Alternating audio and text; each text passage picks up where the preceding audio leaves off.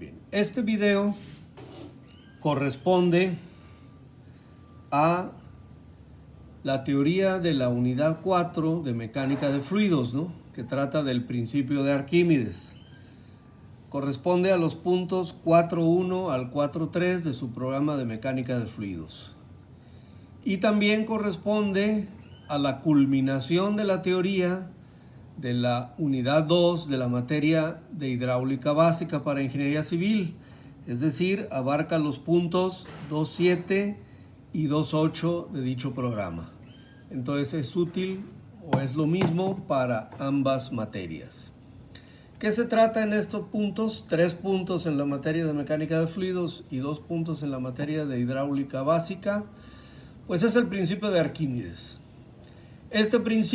Con este principio se concluye, es el tercer principio básico de la hidrostática, o sea, de los fluidos en reposo.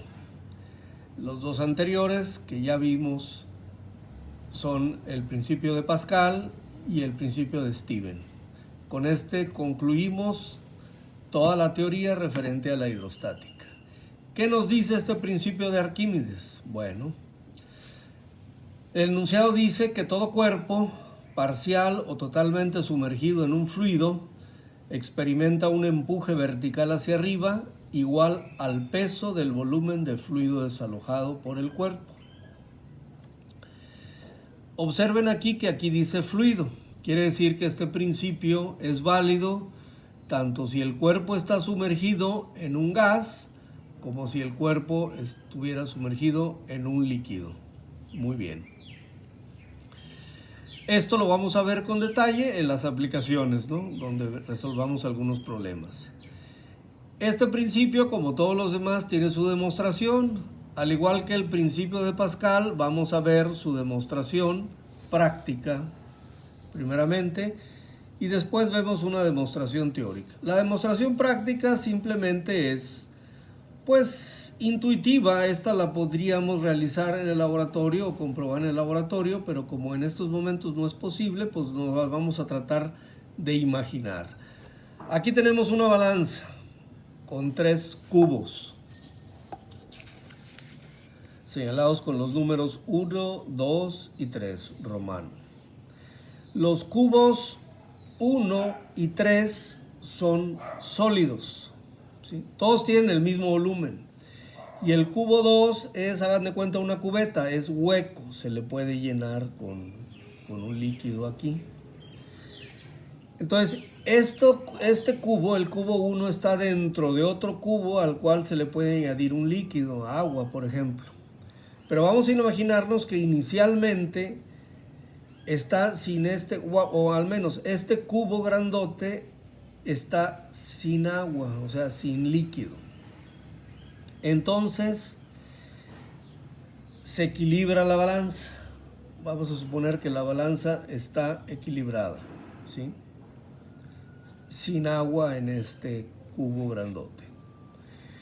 ¿Qué pasaría si nosotros añadimos agua, como aquí está representado? Bueno, como dice el principio de Arquímedes, el agua va a hacer que el cubo 1 reciba un empuje vertical hacia arriba, igual a ¿qué? Al peso del volumen del fluido desalojado. ¿Qué fluido está desalojando este cubo? Pues el fluido que le echemos, en este caso agua, ¿no?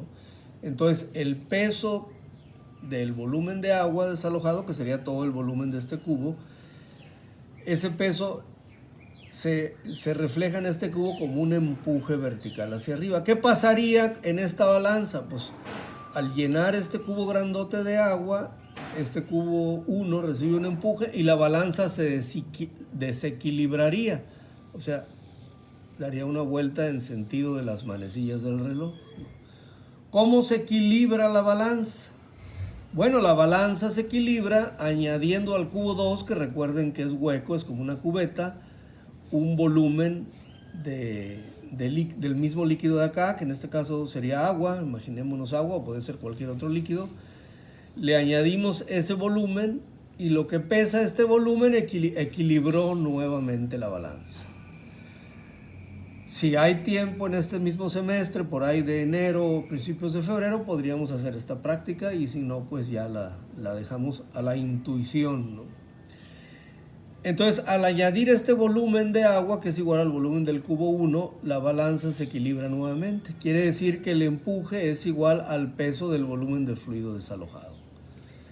Esta es la demostración práctica.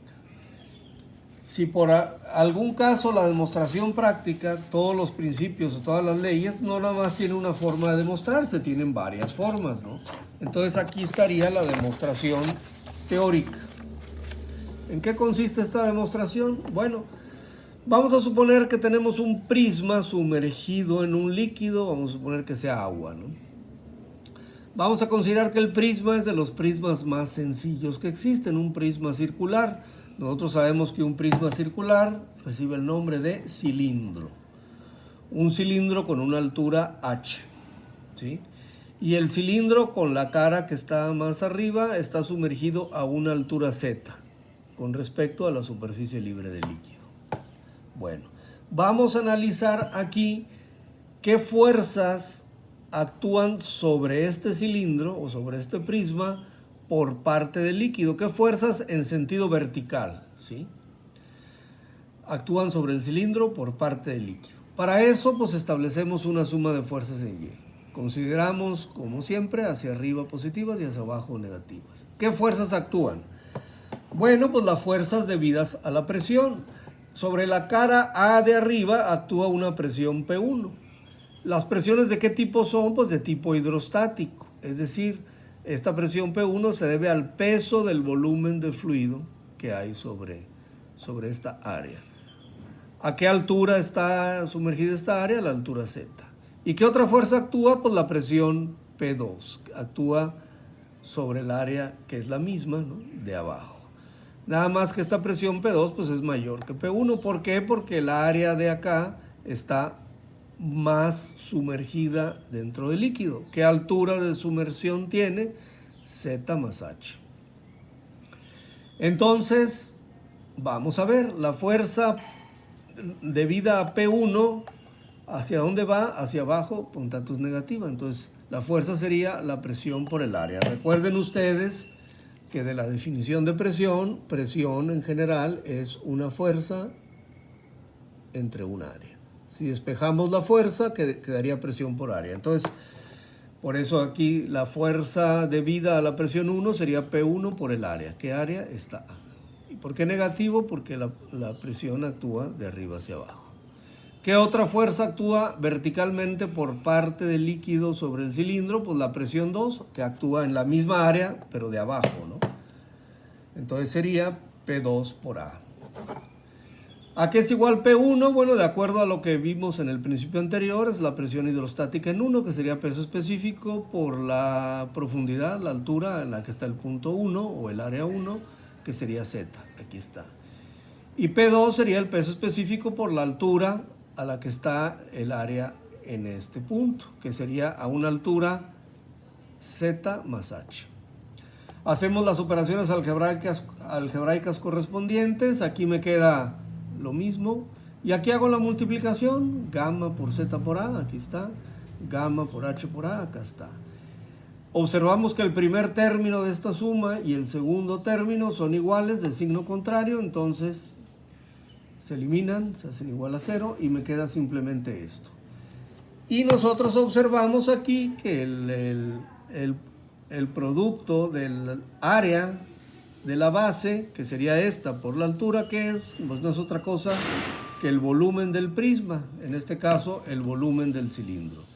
Entonces me queda que la suma de fuerzas en Y es igual a peso específico por volumen, lo cual representa el peso del volumen del fluido desalojado, porque el volumen del cuerpo es igual al volumen de fluido desalojado, de líquido en este caso. Entonces la expresión matemática del principio de Arquímedes es esta, ¿no?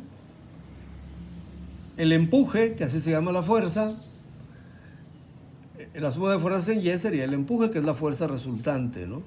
Es positiva, quiere decir que es vertical hacia arriba de acuerdo a la convención de signos establecida, ¿sí? Y es igual a peso específico por volumen.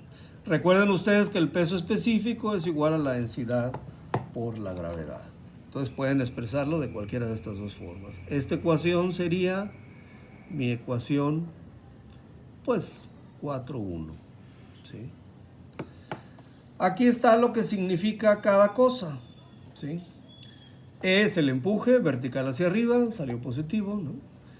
Gamma, el peso específico del fluido desalojado. En este que el ejemplo pues es un líquido, ¿no? Pero pues, puede ser un gas también, ¿no? Rho, la densidad del fluido desalojado. B, el volumen sumergido del cuerpo. Y G, la aceleración de la gravedad. Aquí hay que tener cuidado con esto. B es el volumen sumergido del cuerpo. ¿Por qué le ponemos un asterisco? Obviamente, ¿verdad? Hay cuerpos que están flotando, ¿sí? Y que por lo tanto al estar flotando, pues una parte de ellos está sumergido y otra parte no. En este caso, en este ejemplo, el cuerpo está completamente sumergido en el fluido, en el líquido, ¿no? Entonces aquí nada más es esa aclaración, ¿no? Obviamente, si el cuerpo está completamente sumergido, como en este caso, el volumen sumergido será igual al volumen del cuerpo. Si el cuerpo está flotando, pues obviamente el volumen nada más será la parte sumergida del cuerpo, ¿sí? La otra parte será la parte emergida, entonces nada más se toma el volumen sumergido. Muy bien. ¿Y cuál es el planteamiento? Como esta unidad es o este tema, la teoría es fácil, es sencilla, con esta última hoja terminamos. Nada más les quiero recalcar cuál sería el planteamiento general para resolver problemas que involucren al principio de Arquímedes, ¿no? Para plantearlo. Ya una vez, ustedes saben que un problema desde un principio bien entendido y bien planteado matemáticamente, que luego es la parte más difícil de cada problema, el planteamiento, establecer el planteamiento. Una vez que está establecido bien con todas las de la ley, ahora sí, de la ley correspondiente, en este caso de Arquímedes, y matemáticamente bien establecido y de acuerdo con la estática, todo bien establecido, pues el resolverlo ya es cuestión de hacer talacha, ¿no? Es talacha algebraica, talacha matemática, ¿no? Pero lo principal es plantearlo bien. Muy bien, ¿cuál es el planteamiento? Para plantear cualquier problema que involucre el principio de Arquímedes, nos tenemos que hacer inicialmente esta pregunta que está aquí. ¿El cuerpo flota? Pues hay dos posibles respuestas, ¿no? ¿Sí o no? Si la respuesta es sí, ¿cuál es el planteamiento? Hacer una suma de fuerzas. Si está flotando, quiere decir que está en equilibrio de fuerzas vertical, ¿sí? Quiere decir que el peso del cuerpo se equilibra con el empuje, ¿sí? Entonces, si es sí, pues se establece que la suma de fuerzas en Y es igual a 0. Considerando la convención de signos, ahora sí, valiendo la redundancia, la convención convencional, ¿no? Que hacia arriba es positivo y hacia abajo negativo. Si alguien lo considera al revés, no hay ningún problema, nada más que a la hora de establecer su suma de fuerzas, le ponga a cada fuerza el signo correspondiente. Si alguien lo pone al revés, les digo, no hay problema. Si alguien pone que las fuerzas negativas van hacia arriba, bueno, en su planteamiento, cualquier fuerza que vaya hacia arriba le pone el signo negativo y cualquier fuerza que vaya hacia abajo le pone el positivo. No hay ningún problema. Pero esta es la convención establecida. Entonces, mejor acostumbrarnos a usar esto. Entonces, la otra respuesta es que el cuerpo no flota. Bueno, si no flota, pues obviamente la suma de fuerzas en Y será diferente de 0. Ese sería el planteamiento inicial. Esto lo vamos a checar, lo vamos a ver en cada uno de los problemas que hagamos en el siguiente video de aplicaciones. Sí, habrá quizá algún problema, ¿verdad?, en el que no se sepa, ¿verdad?, si el cuerpo flota o no. Como veríamos en las aplicaciones, bueno, en ese caso, bueno, no podemos hacer un planteamiento inicial así, pero podemos suponer, bueno, flota. Y suponemos esto, si nos queda una incongruencia, quiere decir que no flotaba, ¿verdad? O podemos suponer no flota y suponemos esto, y si al final nos sale que resultó esto, pues quiere decir que sí flota, ¿no? Pero en general empezamos así y vamos a ver cuando hagamos los ejemplos que no va a haber ningún problema por eso. Muy bien, pues les vuelvo a repetir, con esto queda concluida lo que es la teoría de la unidad 4 para la materia de mecánica de fluidos de ingeniería electromecánica. o de ingeniería mecánica si nos están viendo en algún otro tecnológico. Y para los puntos 2.7 y 2.8 de la materia de hidráulica básica para ingeniería civil. Espero que les sea de utilidad y nos vemos en el próximo video, que ya serían las aplicaciones de este principio. Muchas gracias.